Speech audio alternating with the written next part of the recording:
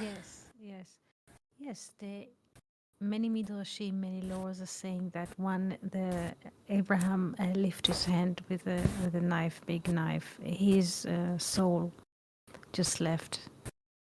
Yes, and this attached, and this is considered like for him to experience death in this life.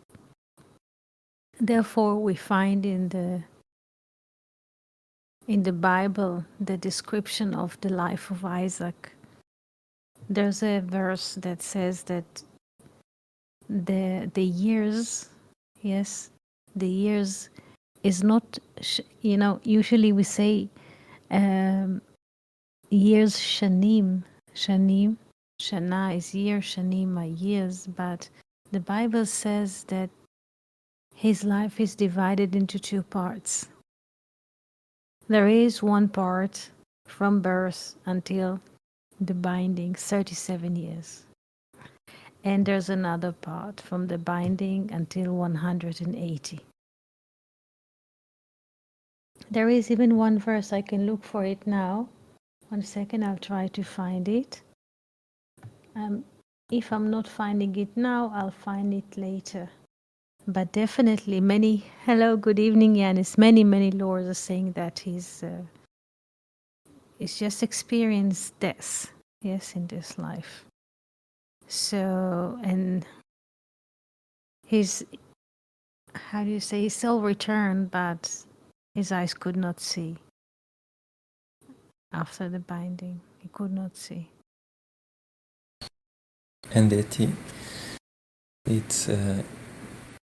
very interesting because I just wanted to take a look in that part of the Bible where they, after the binding, then where did, because the angel, he mentions not the son of Abraham, but the boy, Yes. Naam, I guess. Naam is correct? Na'a. Naach, Yes. Naach. Good evening. Yes. Good evening, Yanis. Happy to see you here. Good evening, Yanis. Na'a. And I was just a bit interested because, there is few moments that Isaac is, he's like a very discreet, uh, low profile, let's say, I don't know the word. In Yes. Bible, we don't hear, we hear about his life, he's marrying Rivka, and then about the blessing of Jacob and not blessing Esav and so. But there is really few stories. We feel a gap, it's a mysterious character, let's say. And Yes. we know from you telling some stories and lores of him. But in Bible we do not have too much information about Isaac. And even it intrigues me when there is, because he lived a long life, and I was just wondering in my heart when Jacob, how it was the time when Isaac and Jacob were living together or at the same moment. Where were they? Because it doesn't mention them along, being together. And there is this mentioning when Isaac knew that Joseph was alive, but he didn't say nothing to Jacob. But it's hard to visualize them together, And I don't know if there is some Lord that speak about this life of them together after Jacob was a married man and had these children and so on. I don't know if there are some laws about it, Eti. It's just a curiosity. About the law that binds Isaac or Jacob, except the blessing moment, Yes. or the fact that he doesn't say anything when Joseph is gone, is taken Yes. to Egypt. Mathematically, there, or like if you look at the Bible, not as a personal story of a family, there are completely different days, or completely different realms. You cannot hear. Uh, 1 second, Felipe, can you hear at the moment? Do you have a Eti, sound? I hear, but I guess it is a low signal, very soft. I am at Very the soft. maximum. Yes. Yes, Maybe and now you increasing. can hear. Yes, now it's better. Is it better now? Or A can little can bit. you a little bit, because I don't know at the moment, because it's on maximum, like the sound, silent mouse. So I'm trying to, let's decrease the voices here. But this is the best I can come with. I mean, this is it. I increased more. Do you hear more? I don't know if it's I am hearing reflected, it. but I'm hearing. Maybe yes. it's And a Yanis, bit can you soft, hear? but we can hear. Yes, Yanis, can you hear? Yanis, I'm trying to. I don't know if she can hear. I'm trying to write. Can you hear, Yanis? Yes, a bit. Still a bit soft, but this is what there is. I cannot take care of it at the moment. This is what I understand. It's a bit soft. Let's say input. Let's say, what is the input here? Yes, input. Yes. Okay, input, output volume. I will increase. Do you hear any better? Is it going up with the output? Do you feel this is 170%? Do you hear any better? Does it make Okay. any change, or It's it better doesn't now. come? I don't know how. Yanis, It's better Yanis, because it's like, yes, it's better. yes, because I'm on the other. Yes, I took. Oh, Shlomo is here. How nice. So what did I do with the output? I took it until the end. This is the maximum 200%. Do you hear now? Is it better, Felipe? Because this is the, how do you say? Yes, I Yes. guess it is okay. Yes? It's good. Yes. Okay, Thank you. 200%. This is the extreme that I could take it out. Thank you, Yanis and Felipe and Chag Sameach, Shlomo. We are very happy to see you here. Felipe was asking very, very wise question. Felipe, can you ask the question that Shlomo could hear it as well? Yes, I was intrigued and curious about the lifetime of Isaac with Jacob. When they were together, when they were at living, let's say, at the same time, because they had both long living years, and the Bible mentions a few of these moments together. It mentions the blessing, and if I can remember well, after um, about Isaac knowing that Joseph was alive but didn't say nothing. So there is, for me, there is a gap in this relationship, and I would like to know if there is some lore about it. Thank you. Thank you for the question, because as we said before, it's not a story about a family or about relationship. It's realms. It's about realms. So Jacob, in a way, reflects the seventh day. Yes, because Jacob is seven times being. Do you remember that his value is 182?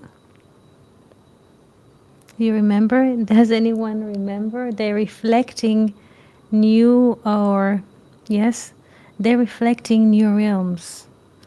Joseph, for instance, he is reflecting the sixth day. It's the six times the tetragrammaton, 6 times 26. It is the sixth day until the extreme development. This is Joseph. Jacob is the seventh day. Therefore, we have this verse that says, and Jacob came out or left Beersheba. Vayitze Yaakov mi Beersheba. From the seventh well, it's not just the city, Beersheba, it's from the realm of the seventh day. And Isaac is the eighth day. So before we even open, yes, this is quite interesting. Because as people might think, and this is a very good question, because this question shows the direction of thinking, because they are being perceived as three generations, yes, grandpa, father, and grandson. This is how people relate to them, as one family. But it's not. This is what Weinreb tells us, and this is what the book of Zohar, yes, tells us. Those are completely different realms. Jacob stands for the seventh day. Joseph, the sixth day. Extreme development in time and space. This is why he's being sold to the Egyptians and moves from hand to hand few times. And he spends many years in jail and different captivities. While Isaac, yes, and Jacob is resting, he dwells in tent. Ve'Yaakov ish tam, innocent.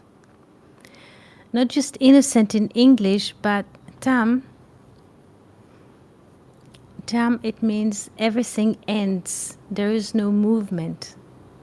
Tam, it means also over. There is no movement of space and time. So we are speaking, and in a way your question is a beautiful question, because it opens Shlomo's question.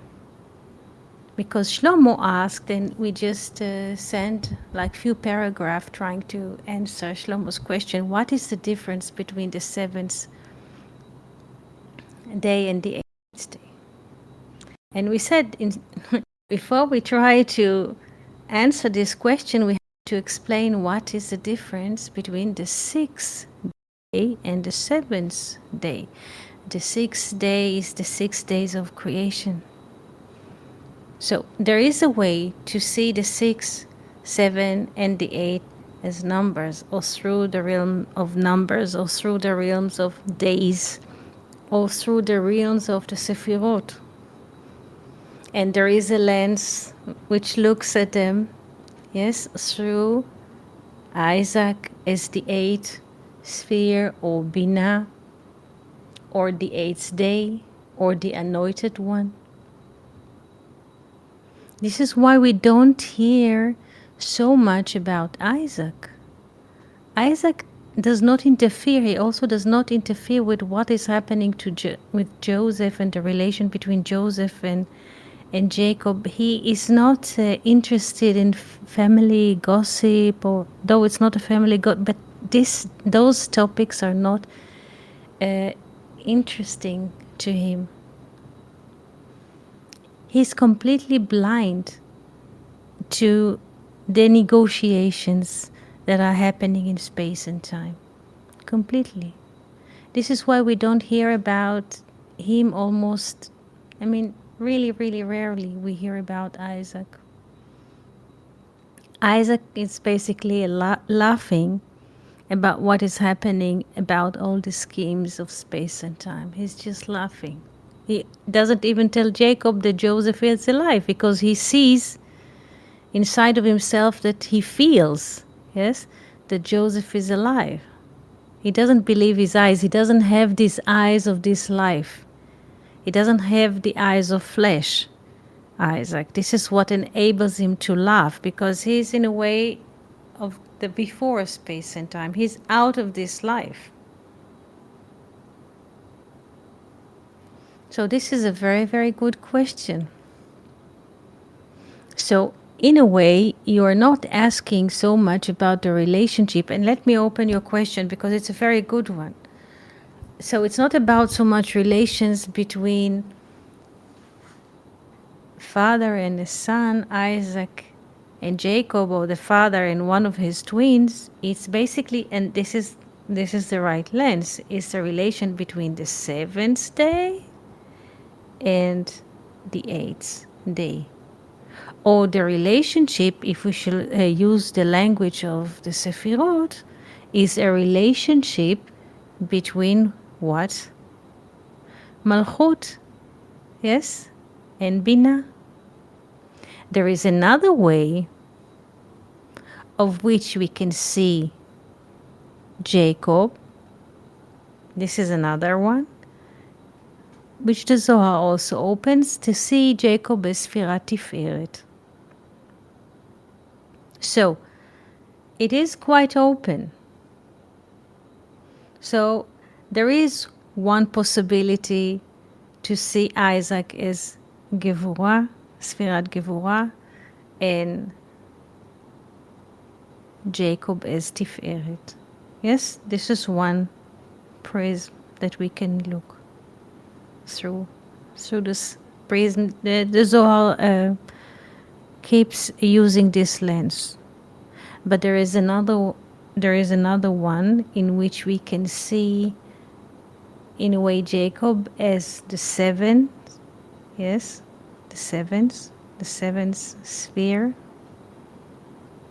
and Isaac as the eighth, or Malchut and Bina. Malchut and Bina.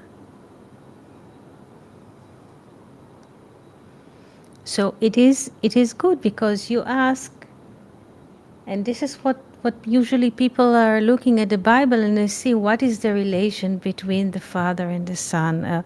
We don't hear, and the Bible, in this very interesting way, which is it is written, and Weinreb speaks about it quite a lot.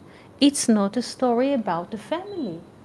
The story itself is built in a way to deliver us a completely different story than a story family or story saga.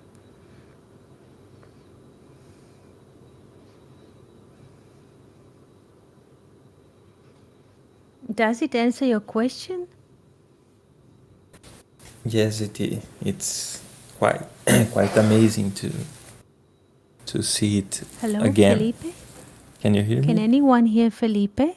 Hello. Can anyone hear Felipe? Hello. You Yes, can Shlomo hear. here. I'll try to log out, because I cannot hear Felipe at the moment.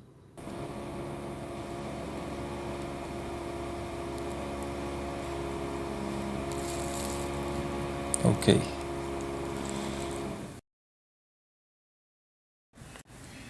Let's just wait for Eti.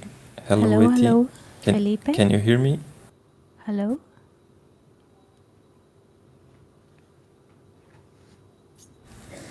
Hello, Eti. Can you hear? Yes, you can hear everyone. I'll try to.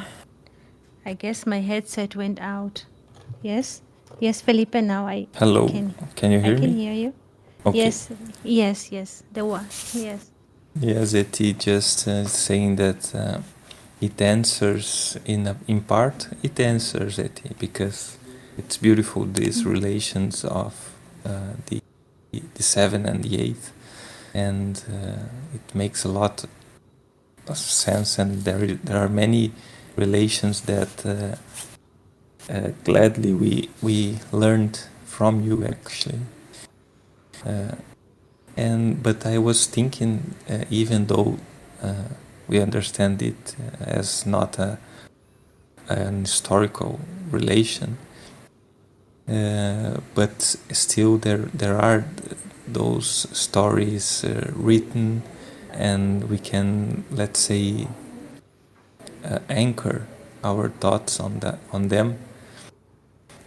So I was really curious about, because there are so many lores and midrashim that we do not know, and I was just wondering if there are some about this specific topic. I didn't search for it actually, Ati. But it makes a lot of sense, and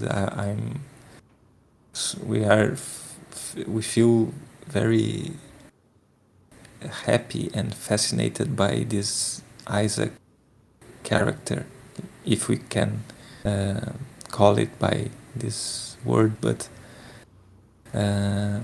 it's so beautiful that he is not from this world, and the eighth day and the relation of his name with the eight, it fits so perfectly that this is one of the proofs we have from Torah of its perfection of form and teachings, and it was just this this question I had. Thank you. Thank you. Isaac does not leave the land of Canaan. He does not, unlike Jacob that leaves Beersheba and goes to the house of Laban, but he goes to look for a wife. Isaac stays in the land of Canaan. He never leaves it. Rebecca comes to see him, to marry him. He doesn't even, Eliezer is being sent to bring Rebecca. He is completely, his passivity, what usually people look at his passivity as a minus, is not at all, because he is not active in all what has to do with time and space. What are the marks of times and space? Marrying. He doesn't wish, he doesn't push for the marriage. Yes, his father, after 3 years, yes, asked Eliezer to go and bring a bride to him. He doesn't push. He's not being active about it. So whatever considers life here does not of his interest at all. Good afternoon, Abigail. There are people who are very much intricate with what is happening. They are invested in every marriage, in every gossip, in any story. Yes, in any activity. If you noticed, he's not at all. He is not from here. He is not from here. It's just like laughter that circles everything. Like when we laugh or when we smile, when somebody is smiling or laughing, that the lips or the face, there's a round, like we draw a smile, there's a round, it's a circle. When people are mad or angry, their lips are straight like in line. Yes, so Isaac is laughter. And laughter or around or non-linear comes, this perspective comes not from space and time. It doesn't come in the process of space and time, but before or outside, if you want to look at it. He is not from here at all. He's just, how would you say, infinite dwells in finite. Yes, he's not engaged at all. Rebecca, look how much Rebecca, and her name is Rav, is many, many. Rebecca, Resh Bet, Rav is many, many. So she is fully in it. Who will get a blessing? How will she dress Jacob with his beautiful garment while Esav is busy in the field? She is in it. She's operating the house. Isaac is not impressed at all from this life, from what is happening here at all. He's not at all.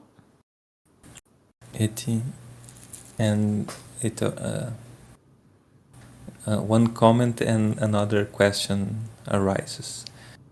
The comment is about the book of Thomas Mann, Joseph and his brothers, and it also intrigued me because Isaac is not this question I have. It's not solved in Thomas Mann's book because he also didn't mention nothing. And you said he researched a lot in Midrashim and so on. So the question still hovers.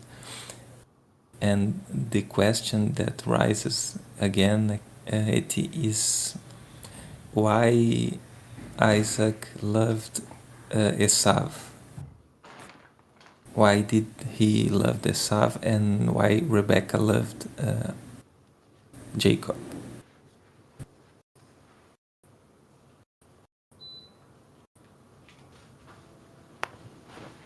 He loved Esav, the Bible says, because Esav has the hunt in his mouth. He's a hunter. But he doesn't say anything.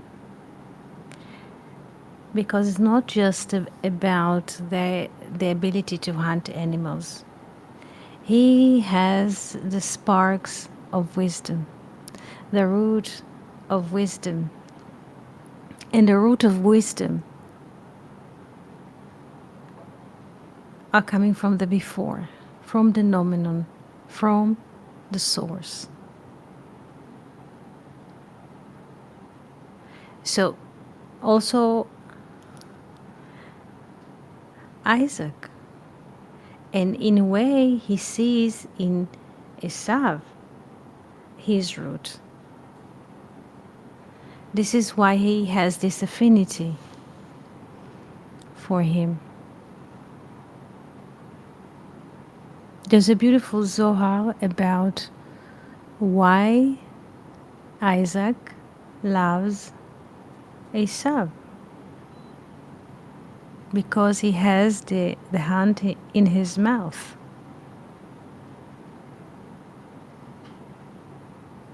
This is a bare wisdom, unrefined wisdom. And Rebecca loves Jacob for the good deeds. So in a way we see two kinds of perspectives. Wisdom, yes, wisdom, and good deeds of grace. Wisdom and grace. Rebecca loves Jacob because there's a lot of grace in Jacob. Isaac loved Esau because the wisdom. But guess what? Guess what will happen?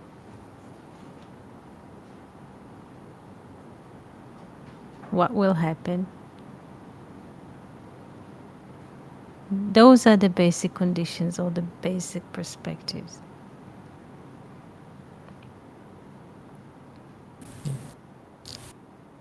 It's interesting because I cannot help to think that to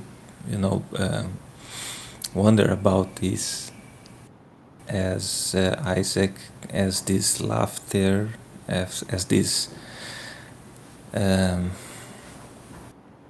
being above time and space, but he also loves the hunter and the hairy one, right? The Edom. The hairy mountain. Yes, Yes. the hairy mountain. Yes. And the red, the Edom, and it's interesting. It in a way it creates a dissonance. Yes. Why laughter laughter likes the hairy mountain, because the laughter sees everything from before. So the laughter sees the wisdom that is planted all over the place. It is not relations between father and son, and this is what the Zohar also widely opened, and we discussed this few times. He has, how do you say, the sparks of wisdom, because the hunt is not just to hunt animals in the field. Yes, it is the root of wisdom, and the root of wisdom is planted before time. Yes, this is also why the head of Esav, the head only, is buried in the Machpelah cave in Hebron. There's a beautiful lore. I'm not sure that you have read it. Did you hear it? The head of Esav, only the head. He was chopped. Yes, he was chopped, and only the head of Esav is buried in the Machpelah cave in Hebron. Yes, and they came to bury Jacob. There was a funeral that was, how do you say, caravan, because Jacob died in Egypt and he was embalmed, yes, mummified in Egypt. And there was a promise, yes, that Jacob again, the seventh day, asked the sixth day, yes, to bury him in the Machpelah cave in Hebron, and Joseph kept the promise, and the great caravan left Egypt on their way to Hebron, and they came to bury him. But there was like a dispute in the last moment, and as they were born twins, they also they died in the same day, and there was some kind of a dispute, and somebody who could not hear and speak chopped. I think it was Hushim ben Dan, the son of Dan, like Jacob grandson. If we want to look at this in this way, he chopped his head of Esav, and the head is just rolled into the Machpelah cave and was buried. Yes, with Jacob. This is not just a lore. The Zohar says that the head of Esav is holy. And here we come to this perspective why Isaac loved Esav. The head of Esav is holy. Yes, the head. There's a beautiful Zohar. If you want, at the moment I don't have the documentation, maybe we can podcast about it, why the head of Esav is holy. This is something that, yes, it has the source of wisdom. This is why he came first. Yes, this is the root of manifestation, basically. Yes, this is why he came first. This is why Isaac loved him. And Rebecca loved Grace. Yes, Jacob is not hairy. Yes, like Grace. Yes, Jacob is not hairy. Grace, the quality of grace, that it does not shout. It's just being. It's like serving someone a cup of water silently. It's not shout. It doesn't make ripples. It doesn't make a lot of hair. It doesn't make a lot of noise. Yes? So she liked the quality of grace. So it's not so much about the parents who liked this twin, or it's about qualities. The quality of Binah, the mother, yes, Rebecca, is Chafetz Chesed, is loving grace. So of course she's loving Jacob. This is the nature of Jacob is grace. So this is why she's loving Jacob.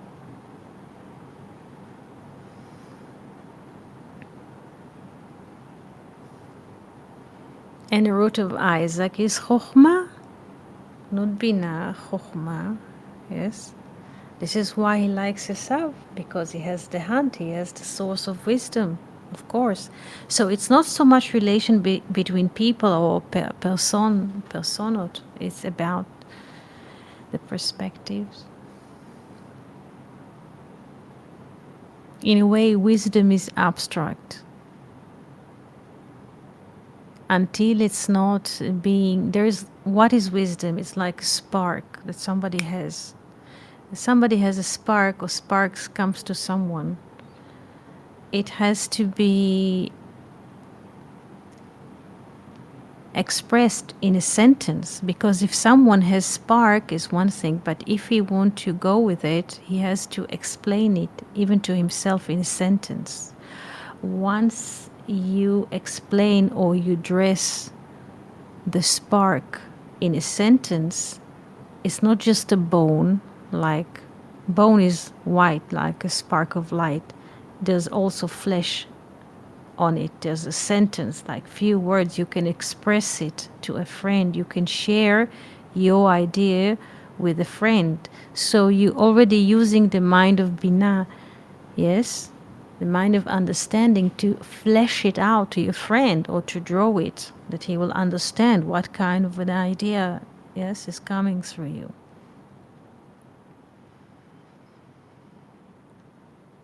But just the spark itself, yes, Isaac is wisdom. And he likes Esav because Esav holds a lot of potential, unrefined potential, like raw potential, like a hunt on a field. If you hunt, let's say, an animal, a buffalo, so it has a lot of potential, but it's not enough to hunt. The hunter, or they can hunt whales or buffalo. This is one thing, but there's need a lot of processing time to refine and to prepare the hunt to be ready, yes, for eating or for any kind of usage. Sometimes they use the fur, yes, and so to make blankets or to stitch tents or so, coats.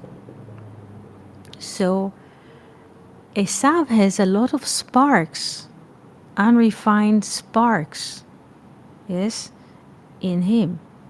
Therefore, Isaac love. Because what does it mean, unrefined sparks or unmanifested? There is no process of time that goes on it. So they are similar, because Isaac does not come from space and time, or laughter does not come from space and time.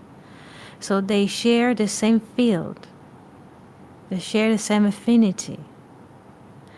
While, and let's look into it in this way, Rebecca loves Jacob. Yes, like the seventh day. It's within the realm of space and time, like the quality of grace. So of course she has affinity. Yes, like burning, like fire, like candles, like chandelier. Yes, all of them. Yes, yes.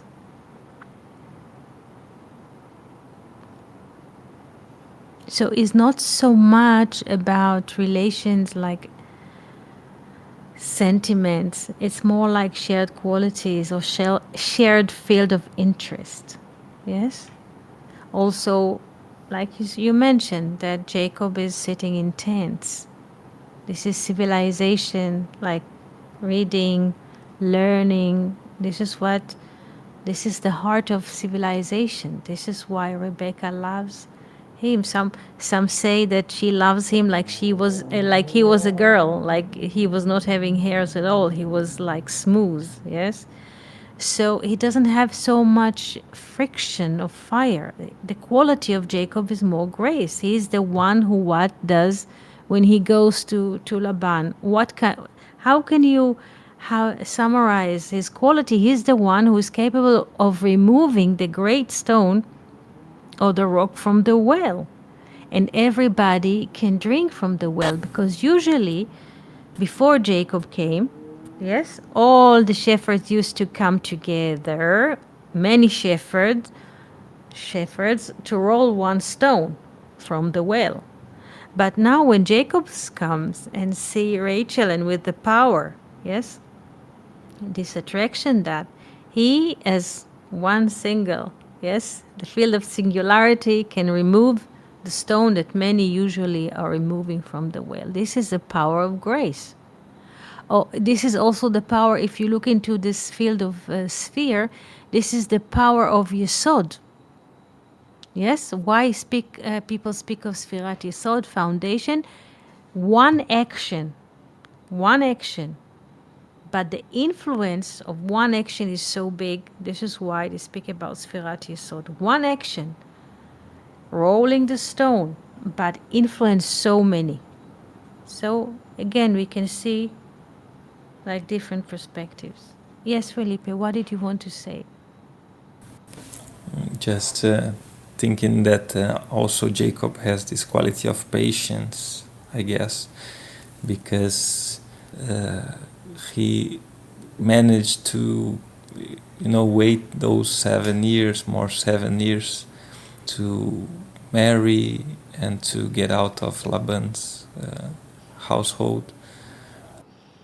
And I wonder if Esav would be that patient, you know. Esav, like a fiery serpent. Yes, a very good remark. He was a very, very fiery about it. He did not wait so much to get to be wed. I think that Jacob was married between 82 to 84. Yes, 82 to 84, something like that. And Esav already at the age of 40. He took already few women at the age of 40. So this is a completely different story. Yeah. He had multiple women. So not just that he didn't wait, he also took like, how do you say, horizontal perspective. And Rebecca didn't like it. She didn't like it. Isn't she? He married the son, a daughter of Ishmael. Is that correct? Yes, no? he married Mahlat. I think that he married Mahlat. Yes. She didn't like that. She said that her soul is just tired from seeing that, and if Jacob will take women, yes, from the area, from the land of Canaan, she will not survive this. So she advised him, and he went to the house of Laban. She saw what is happening with Esau, and she marrying local, yes, and she told Jacob that if she will see another son of hers repeating, yes, she will not. She could not take it. She could not continue to living after this another time. So he left Beersheba and went to Laban, to her brother. It is also interesting. Look at the colors. Yes, Esav is red, Edom. And where does Jacob run away? Because Esav wants to kill him after the switch. Yes, after Rebecca changed the dressing and gave Jacob, yes, this special garment, and he got the first born blessing. Esav wanted to kill Jacob. So, and Esav is red, Edom. And Jacob runs away to where? To Laban, to the white. Do you see the colors? There's the flesh, the red, and the bone marrow, white. Yes, you see? So it's much deeper than people think. It's a family drama, yes, or telenovela.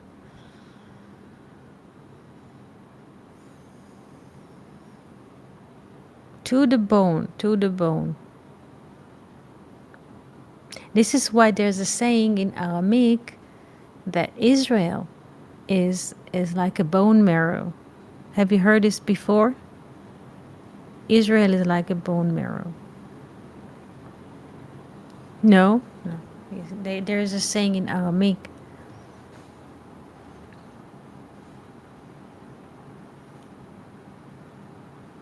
Yes. It's not for nothing that Jacob was sent to Laban. Rebecca sent her, Jacob to Laban, to the bone marrow, to the essence, to the essence. Without bone marrow,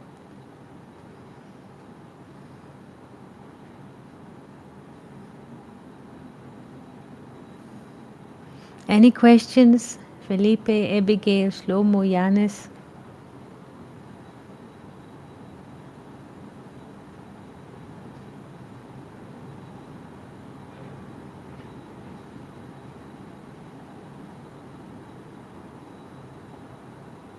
And there's a beautiful midrash, yes, of the Maggid, yes, that when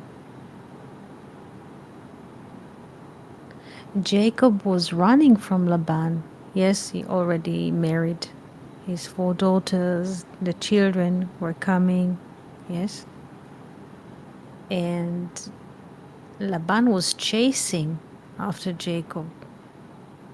That he was running because Laban didn't want to let them go after 20 years or so. So he had to flee with the women and children. 1 second, the wire went off.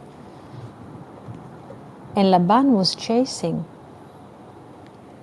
Jacob next to the Gilead mountains. And the Maggid says, why Laban was chasing Jacob? He could just send him free. So many years he served him and so. And the Maggid says to give him sparks of wisdom. Lavan, white. Wisdom is always connected to white. Yes, and the manifestation to red. So Laban was hunting or chasing Jacob, returning to the land of Canaan to give him the sparks of wisdom. Yes.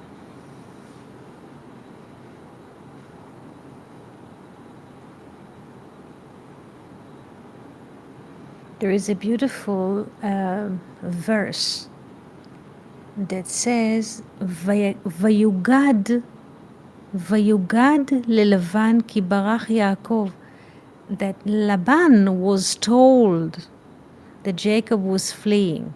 Yes, his people told him that Jacob was fleeing. Vayugad, we have like 4 letters, Vayugad.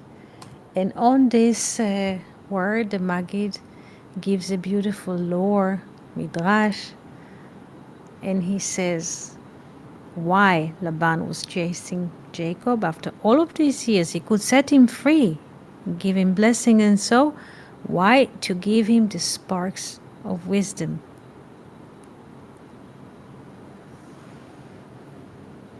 Because the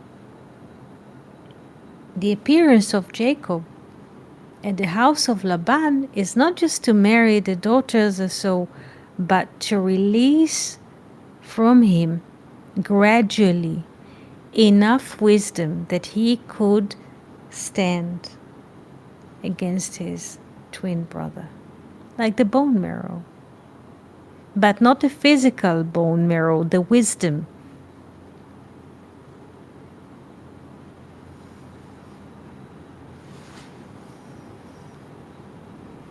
Questions?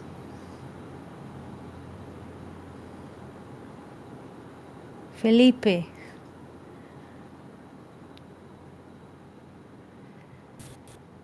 Thank you, Eti. Just wanted to thank you for all the conversation. many, many, many insights, and it was really good to hear everything.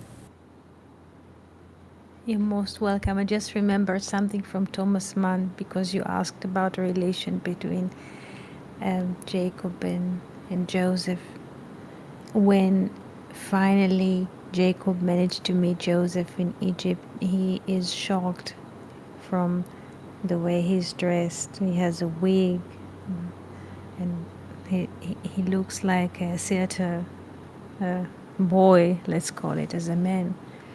And Jacob looks at him. This is the seventh day. And if you look at it as Joseph as the extreme manifestation, and he says, in our place, we don't dress like this. Not everything is to be seen.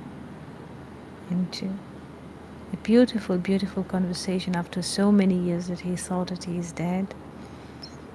Yes, and finally they descending to Egypt with the brothers, and there's a beautiful description of Thomas Mann, how they gradually move through the desert to Egypt, and the sons Judah and the others are signaling Jacob that somewhere in the background Joseph is coming to receive them, and slowly to prepare him to see the son that he didn't see for many years, and to because Joseph looks very, very different. He's the secondary to the king, and he also appears as such. And Jacob, the last time he saw Joseph, he was a kid, 17-year-old kid that lived in the land of Canaan, and was like moving sometimes with the sheep or so. And the other brothers are slowly preparing Jacob to see Joseph as a secondary to the king, and Jacob is stunned by his appearance. A beautiful, beautiful part. Thank you all for being here with us. Thank you, Felipe. Thank you, Abigail, Shlomo Bachar, Yanis. We're so happy that all of you are here. We would like to wish you a great Sukkot, beautiful holiday, and we could see you here on Saturday if you have the time. All the best. Chag Sameach, and see you soon.